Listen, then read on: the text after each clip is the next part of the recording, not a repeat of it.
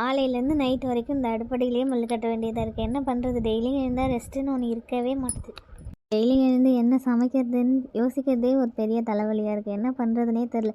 இன்றைக்கி என்ன செய்யலான்னு வர தெரியும். இந்த காயெல்லாம் வெட்டி பருப்பு வேகிறதுக்கட்டியும் அதோட போட்டு வேக வச்சிடணும். வச்சா சாம்பார் வேலை முடிஞ்சிச்சு. சரி, மதியம் என்ன செய்யலான்னு பார்ப்போம். மாவு வேறு புளிச்சிருச்சா என்னன்னு தெரில. அதை வர பார்த்து தோசை ஊற்றணும். டெய்லியும் வந்து போராட்டமாகவே போதுமா.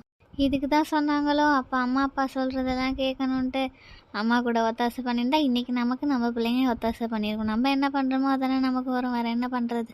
இப்போ தான் நம்ம அம்மாலாம் என்ன கஷ்டப்பட்டுருப்பாங்கன்றதை யோசித்து பார்க்குறோம். நம்ம அந்த நிலைமைக்கு வந்த பிறகு தான் யோசிக்கிறோம் என்ன பண்ணுறது. அப்போ சொல்லுவாங்க, அடப்போமா இங்கே தானே இருக்கோம், ஜாலியாக இருக்கிறோமே, கல்யாணம் பண்ணிட்டு போனால் எல்லாம் நம்ம தானே செய்யணும்னு சொல்கிறது. இப்போ தான் புரியுது. வசந்தி, வசந்தி, சொல்லுங்கள். என்னம்மா ஏதோ ஆழ்ந்த யோசனையில் இருக்கிற மாதிரி தெரியுது. அதுவா? ஒன்றும் இல்லைங்க. மதியம் என்ன சமைக்கலாம் தான் யோசிச்சுட்டு இருந்தேன். வேறு என்ன யோசிக்க போகிறேன் சொல்லுங்கள் பார்ப்போம். நான் மதியம் வந்து கறி எடுத்துகிட்டு வரலாமான்னு கேட்குறதுக்கு தாம்மா வந்தனே. சரி, நீ ஓகே சொன்னா போய் எடுத்துகிட்டு வந்துடலாம் தான் பார்த்தேன். அப்படியா? இன்றைக்கே திடீர்னு கறி? என்னம்மா இன்னைக்கு சண்டே, அப்புறம் கறி இல்லாமல் வேறு என்ன பண்ணுறது சொல்லு பார்ப்போம். ஓ அப்படியாங்க. என்ன கிளம்புன்றதே மறந்து வேலை செஞ்சிட்ருக்கேன்னா பார்த்துக்கோங்க. என்ன பண்ணுறது, என் வாழ்க்கை சமையல் கட்டனே ஆகிடுச்சு.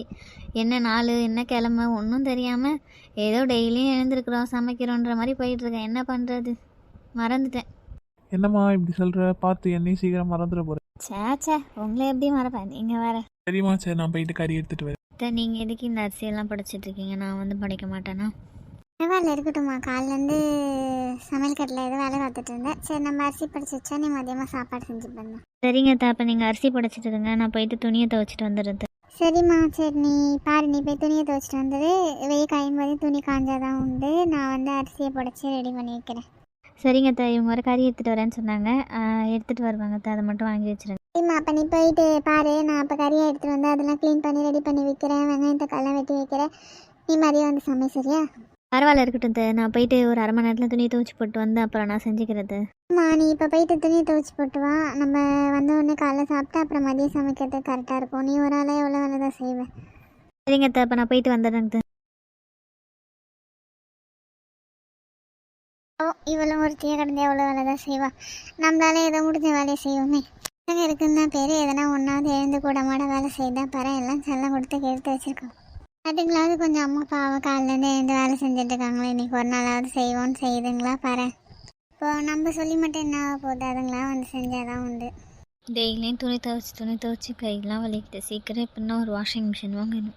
அது வாங்கினா தான் போட்டு விட்டோமா, ஓடிச்சா அலசி அதுவே கொடுத்துரும். காய வைக்கிறது மட்டும் தான் நம்ம வேலை. வசந்தியக்கா, வசந்தியக்கா. யார் அது நம்ம பேரையால விட்டுட்டு இருக்குது? அதாக்கா. சுந்தரி. இல்லைக்கா, என்ன பண்ணுறீங்கன்னு சரி பார்த்துட்டு போகலாம் அப்படின்னு வந்தேன். காலிலேருந்து வெளில ஆளே காணோமா, அதனால தான் சரி நம்மளே போய் பார்த்துட்டு வருவோம் தான். அதுவா? உனக்கு தெரியாது ஒன்றும் இல்லை சுந்தரி. இன்றைக்கி சண்டேவா, ஏன் அவ்வளோ துணி அவுத்து வச்சுருக்குதுங்க. வாரத்துக்கு போட்டு போகிறதெல்லாம் அப்படியே அவுத்து குமிச்சு வச்சு வச்சுங்க. துணி துவைக்கணும், அப்புறம் சமைக்கணும். என்ன பண்ணுறது சொல்லு பார்ப்போம். அப்புறம் எங்கே வெளில வரத்துக்கு? என்ன ஒரு நாள் கூட ரெஸ்ட்டே இல்லை. இன்றைக்கி சுத்தம் சொல்லவே வேணாம். அக்கா, உண்மையாகவே கஷ்டம்தான். நீங்களா இருக்க போய் இவ்வளோ சமாளிக்கிறீங்க. நம்மளாலாம் முடியாதுப்பா. இந்த மாதிரி துணி துவைச்சி கஷ்டப்படுறேன்னாக்கா நான் வாஷிங் மிஷின் வாங்கிட்டேக்கா. நான் கூட வாங்கணும் தான் சுந்தரி. இன்னும் ஒரு 3 மாதம் ஆகும். அது வரைக்கும் துணியை கையால் துவைக்க வேண்டியது. அப்புறம் என்ன பண்ணுறது சொல்லி பார்ப்போம்.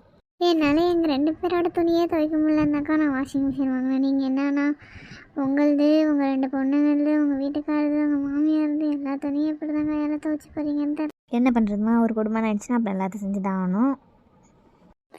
அதுவும் சரிதான்க்கா. அப்புறம் காலைல என்ன சமைச்சேன், என்ன சாப்பிட்டேன்? இல்லைக்கா, காலைல என்னது நேற்று வச்சு சாதம் கொஞ்சம் இருந்தது. அதை வந்து லெமன் சாதம் கிண்டிட்டேன், முட்டை செஞ்சுட்டேன். இதை சாப்பிடலக்கா.